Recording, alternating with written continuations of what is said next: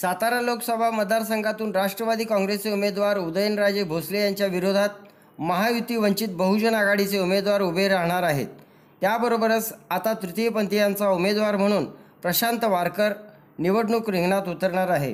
कायद्याने तृतीयपंथीयांना स्वतंत्र नागरिकत्व बहाल केल्यानंतर आता विकासाची धोरणं बनवण्याच्या प्रक्रियेतही आमचा सहभाग असावा असे सांगून वारकर म्हणाले, प्रस्थापित समाजानं आमचं अस्तित्वच कायम नाकारलं आहे। हाडामासाची माणसं असूनही केवळ आमच्या नैसर्गिक भावनांच्या कौल ऐकून आमचं जगणंही समाजानं नको केलं होतं। यातून गेल्या काही दशकातील आमची लढाई यशस्वी झाली आणि आम्हाला कायद्यानेच स्वतंत्र अस्तित्व बहाल केले।